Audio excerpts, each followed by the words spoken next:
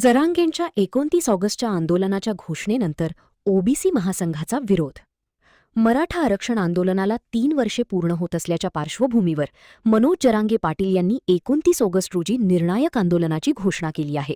या घोषणेनंतर राष्ट्रीय ओबीसी महासंघाने सरसकट जात प्रमाणपत्र देण्यास पुन्हा एकदा ठाम विरोध दर्शविला आहे.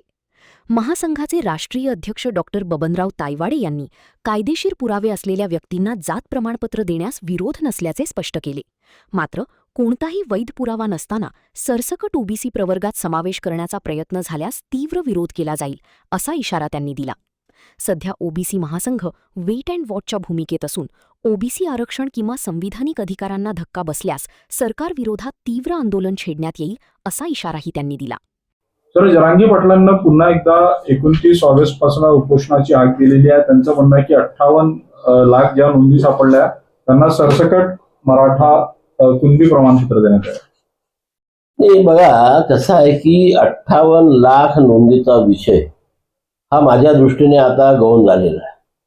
कारण याच्यावरती मी याच्यापूर्वी एवढ्यांदा माझं वक्तव्य जाहीर केलेलं आहे की या 58 लाख नोंदी ज्या सापडल्या त्या 58 लाख नोंदी केव्हाच्या आहे? ह्या 1948 पासून आजपर्यंत, म्हणजे ज्या दिवशी तो आकडा डिक्लेअर झाला त्या दिवशीपर्यंत सापडलेल्या नोंदी आहे. या 58 लाखामध्ये आमच्या विदर्भातल्या 38 लाख आहे, नागपूर आणि अमरावती मिळून उत्तर महाराष्ट्रातल्या 10 लाख आहे. आता ह्या 48 लोकांच्याकडे पिढ्याने पिढ्यापासून प्रमाणपत्र आहेत ना. आमच्या वडिलाकडे आहे, माझ्याकडे आहे, माझ्या पोराकडे आहे. मग आता आणि आमच्या 3 रिपिटेशन मध्ये नावं त्याच्यामध्ये आहे. मग आमच्याकडे प्रमाणपत्र असल्यावर आम्ही कसं म्हणू की आम्हाला मिळत नाही? आणि आमच्या विदर्भ उत्तर महाराष्ट्रातल्या एकाही माणसाची तक्रार नाही की आम्हाला प्रमाणपत्र मिळालं. कारण त्या वर्षानुवर्षापासून आमच्याकडे राहिला त्याच्या मराठवाड्यातला प्रश्न. त्याच्याकरता जात प्रमाणपत्र मिळण्याकरता ज्या काही सरकारने नियम ठरवलेले आहेत आणि हे देशामध्ये एकसारखे आहे, आपल्याकडे महाराष्ट्राकरता नाहीये, वडील आजोबा पंजोबा खापर पंजोबा यांच्या शैक्षणिक किंवा महसुली कागदपत्रावरती जोपर्यंत त्या जातीची नोंद नाही आणि त्यांच्या वंशावळीनुसार ते जुळत नाही तोपर्यंत त्याला जात प्रमाणपत्र मिळू शकत नाही आणि त्याची व्हॅलिडिटी सुद्धा होऊ शकत नाही, ते कागदी पुरावे करायला. आणि त्याच्यामुळे जर एखाद्या व्यक्तीकडे अशा प्रकारचे कागदपत्र असतील आणि त्याला प्रमाणपत्र देत नसेल तर त्या अधिकाऱ्याच्या विरोधात लढण्याची आमची तयारी आहे. आम्ही त्यांच्यासोबत.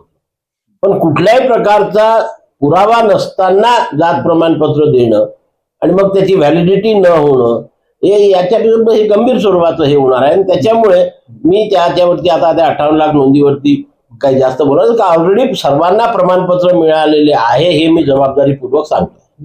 सर, पण आता जरांगे पाटलांना आंदोलन पुकारल्यानंतर सरकार जर त्यांच्या दबावात आलं आणि सरसकट प्रमाणपत्र दिलं तर तुमची काय भूमिका असेल? तुम्ही देखील आंदोलनाच्या तयारीत आहात? बिलकुल आहे. बघा, सरसकटला माझा पहिल्या दिवशीपासून तुम्ही आठवा आणि मी सरकारकडनं जे लिहून घेतलं त्याच्यामध्ये ते सुद्धा होतं की सरसकट प्रमाणपत्र देण्याला आमचा कालही विरोध होता, आजही आणि उद्याही राहणार.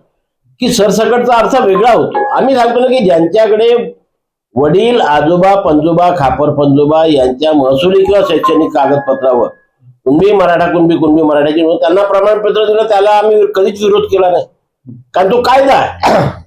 पण अशा प्रकारच्या नोंदी नसताना जो मागल त्याला सरसकट म्हणतो आपण.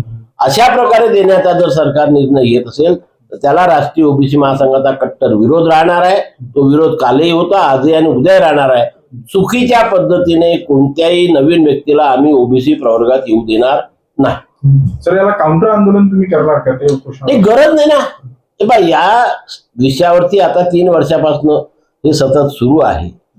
प्रत्येक वेळेस सरकारने सांगितलेलं, आधी सरकार सांगते की आम्ही चुकीच्या माणसाला प्रमाणपत्र देणार नाही.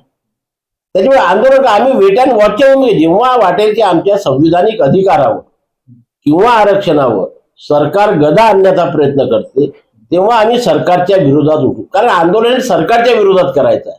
मला काही ते आंदोलन करतात म्हणून आंदोलन करायचं नाही. सरकार जर आमच्या विरोधामध्ये निर्णय घेते आहे, आमच्या संविधानिक अधिकारावर आरक्षणावर गदा आणते आहे, हे ज्या दिवशी आमच्या लक्षात येईल त्या दिवशी आंदोलन करण्याकरता आम्ही कालही सक्षम होतो, आजही सक्षम आहे, उद्याही सक्षम राहणार.